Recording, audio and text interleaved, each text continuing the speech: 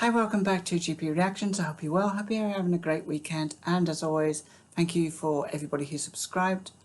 So I'm going to be reacting now to a band called Swans Way. And it's a track called Soul Train. And this was from 1984, entered the UK Top 40 on the 4th of February 1984. And it kind of peaked at quite a respectable number 20 in the charts. Now, I believe this band actually hails from Birmingham. I didn't know that. I have heard of this band before. I have heard this track before, but I haven't listened to it for, I don't know, maybe a few decades. So, you know what, without further ado, I'm really looking forward to this. I've never seen a video to this, and I'm hoping this video doesn't get blocked, but it's a chance we take now with official videos. So without further ado, this is the Swans Way with Soul Train.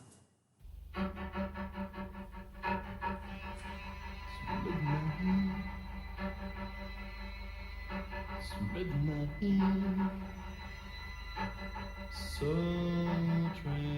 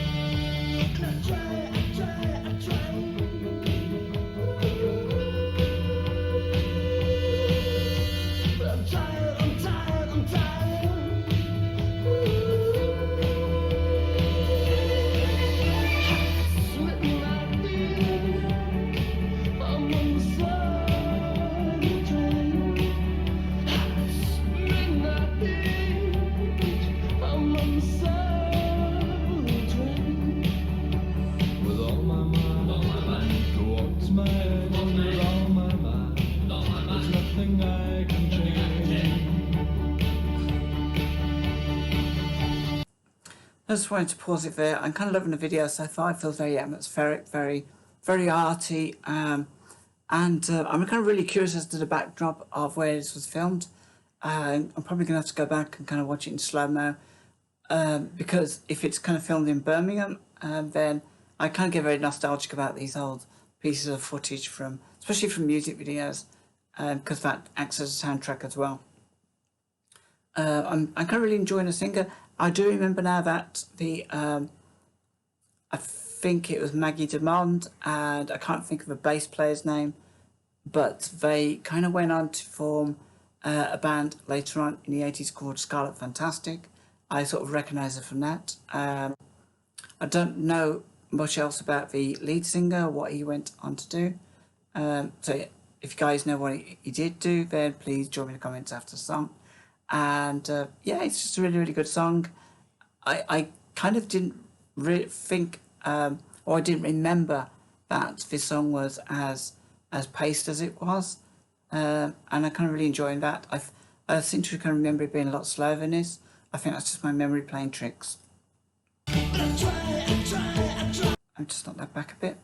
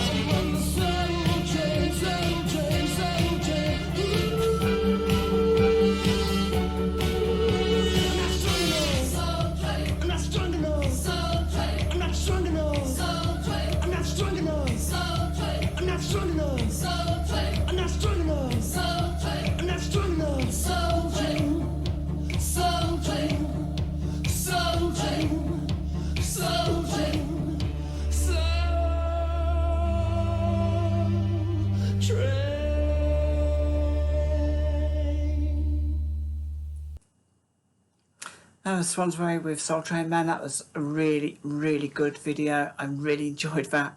I was quite quiet throughout it because I was trying to absorb everything that was going on. It was like kind of watching a sort of a historical documentary, and there's a bit of footage of a band on stage. I kind of caught a quick glimpse of that, and everything like the heavy makeup that she had on was very much of its time, but I kind of also kind of like felt, and I do remember that this felt like a really unique track at that time. It was early 1984. We were still very much a synth pop kind of music out. Some of it was dance. You had Shannon. You had, I think, Nick Kershaw. You had Howard Jones.